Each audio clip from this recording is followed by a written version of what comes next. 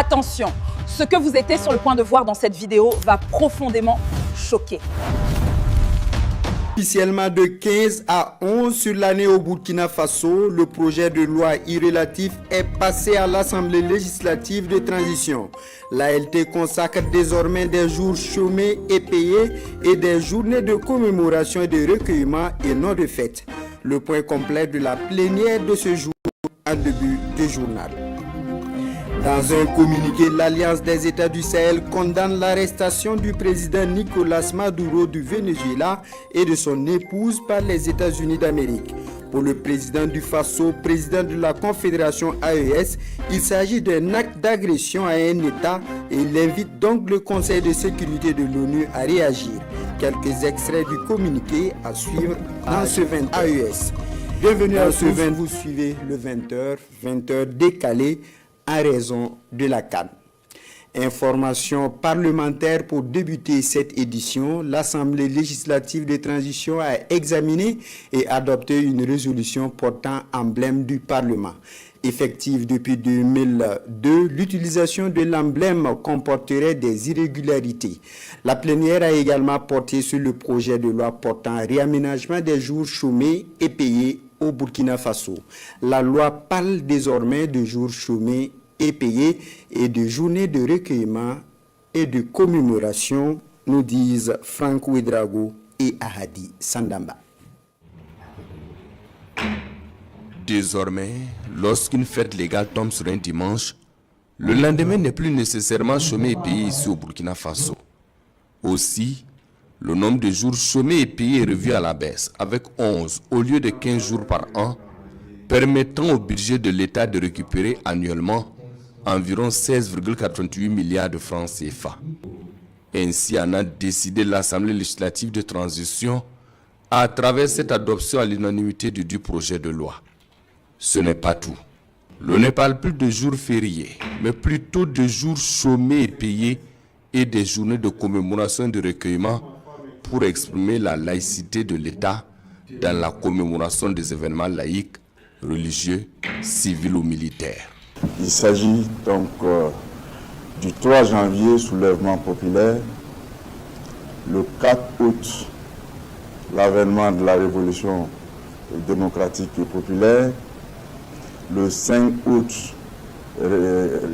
qui encadrait la proclamation de l'indépendance, le 15 octobre, qui est consacré à l'assassinat du président Thomas Sankara, le 31 octobre qui est consacré donc aux martyrs, et le 1er novembre qui sera désormais consacré au recueillement pour la Toussaint et la fête de l'armée. Ces journées dites de commémoration et de recueillement feront désormais l'objet de réaménagement par communiqué du ministère en charge de la fonction publique et du travail. Et lorsque les circonstances l'exigent, la nouvelle loi permet également au ministère de déclarer par communiqué une journée chômée et payée.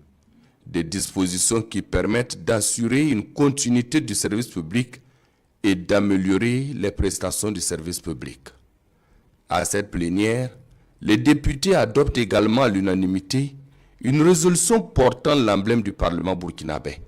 Une résolution qui permet de corriger des insuffisances et des irrégularités constatées depuis 2002. L'emblème est constitué d'un alliage de photos et de dessins, ce qui n'est pas normal. Il fallait donc que ce soit entièrement en dessin.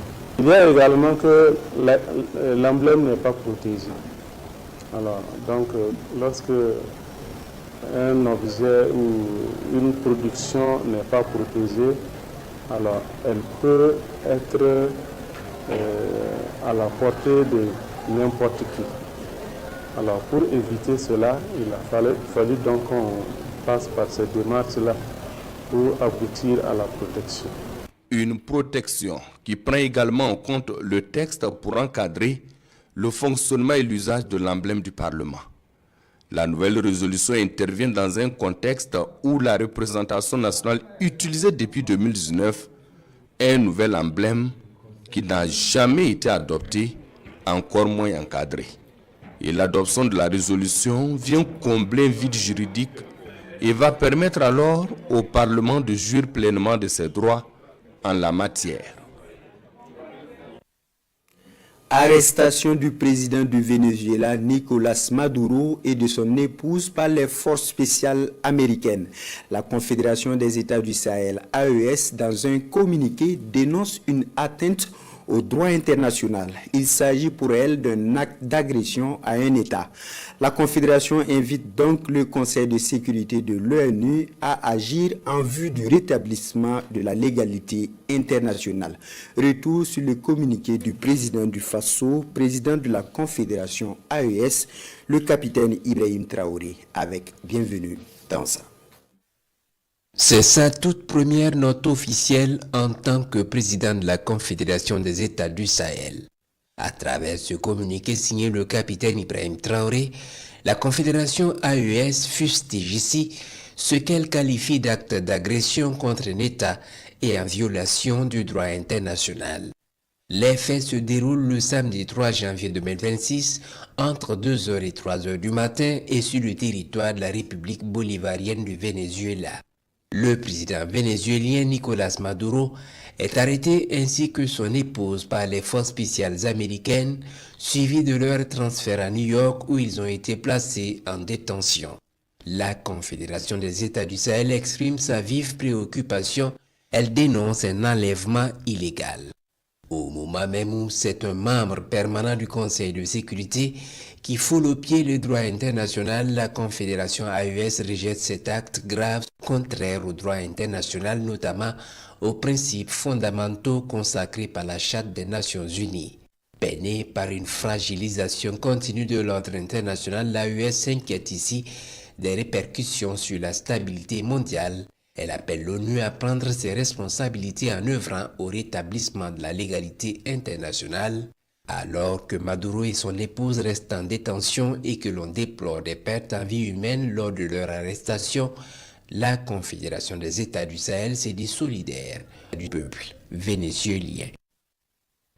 Alors, qu'avez-vous pensé de cette révélation choquante sur l'Afrique? Dites-le moi dans les commentaires juste en dessous. Aimez la vidéo si elle vous a